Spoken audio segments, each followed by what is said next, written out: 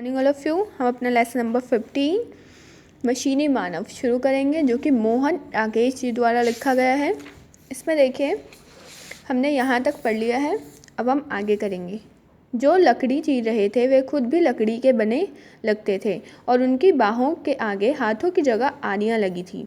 जो लोहा खोद रहे थे उनके जिस्म कच्चे लोहे के थे, हाथों की जगह कुदालियाँ थीं और वे चलते थे तो लगता था जैसे कवायद कर रहे हों। कवायद यानी परेड। तो देखिए, जो लकड़ी चीर रहे थे वो लकड़ी के बने हुए थे। देखिए, लकड़ी का बना हुआ है। जो क्या कर रहे थे, लोहा खोद रहे थे, वो लोहे के बने हुए थे। उनके हाथ में कुदालियाँ वगैरह लगी हुई थी, ठीक है। और जब वो चलते थे तो लगता था परेड कर रहे हैं। इसी तरह रुई ढूंढने वाले आदमी रुई के बने थे। ये देखिए, रुई के आदमी दिख रहे हैं ना। हाथ पैर और नाक कान कच्ची कपास के थे और गले से नीचे के धड़ का हिस्सा धुनकी की शक्ल का था, ठीक है। जो लकड़ियों को जलाकर कोयला बना रहे थे वे सिर से पैर तक खुद भी कोयला ही थे। ये देखो, जो लकड़ियों को जलाकर कोयला बना रहे थे वो कहीं होंगे इधर, जो कैसे दिख रहे हैं, कोयले की तरह ही दिख रहे हैं।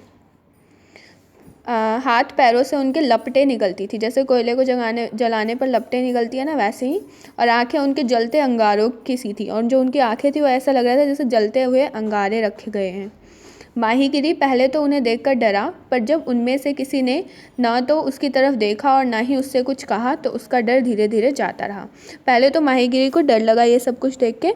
बाद में जब किसी ने कुछ बोला नहीं उससे, किसी ने उसकी तरफ देखा नहीं, तो उसका डर धीरे धीरे चला गया। आगे देखिए, उसे भूख लगी थी, इसलिए वह नाव को किनारे पर छोड़कर टापू में इधर उधर घूमने लगा। क्योंकि माहीगिरी को भूख लग रही थी, इसलिए वो टापू पर घूम रहा था खाने की तलाश में इधर उधर। पर उसे ना तो कोई ऐसा पेड़ नज़र आया जिस पर फल लगे हों, और ना ही कोई एक भी जानवर दिखाई दिया जिसका वह शिकार कर सके। तो ना तो माहीगिरी को कोई पेड़ दिखा जिस पर फल हो, और ना ही कोई ऐसा जानवर दिखा जिसका शिकार कर सके। जब भूख के मारे उसका बुरा हाल होने लगा तो उसने सोचा कि बेहतर यही है कि अपनी नाव लेकर फिर से समुद्र में चला जाए और वहीं कोई मछली वगैरह पकड़ने की कोशिश करे। तो उसने ये सोचा कि भूखे मरने से तो अच्छा है कि क्या करूं, मैं दोबारा से अपनी नाव लेकर समुद्र में चला जाऊं और वहाँ मछली वगैरह पकड़ने की कोशिश करूं, ठीक है। उस टापू पर भूखों मरने से अच्छा कि तूफ़ान से जूझकर भी जिस किसी तरह अपना पेट तो भर लें। तो उसके बाद माहीगिरी ये सोचता है कि यहाँ पे रुकने से तो अच्छा है कि मैं उस तूफ़ान से जाके जूझूं और कम से कम अपना पेट भरने के लिए कुछ तो मिले, अपना पेट तो भर लूँ एटलीस्ट जाके। इसलिए वो जाने लगता है। जब वह किनारे की तरफ लौटने लगा तब अचानक उसकी मुलाकात मशीनी विचारक से हो गई। जब वो क्या करने लगा, समुद्र की तरफ लौटने लगा, तो उसकी अचानक से किससे मुलाकात हो गई, मशीनी विचारक से हो गई।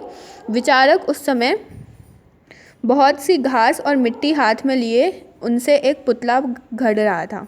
और विचारक क्या कर रहा था, उस समय घास और मिट्टी अपने हाथ में लिए हुए एक पुतला बना रहा था।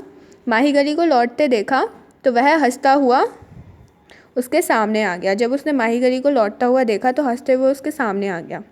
तो चलिए आगे हम अगली क्लास में करेंगे। Thank you all of you for listening me. Video को लाइक, सब्सक्राइब और शेयर करना ना भूलें। बेल आइकन ज़रूर हिट करें।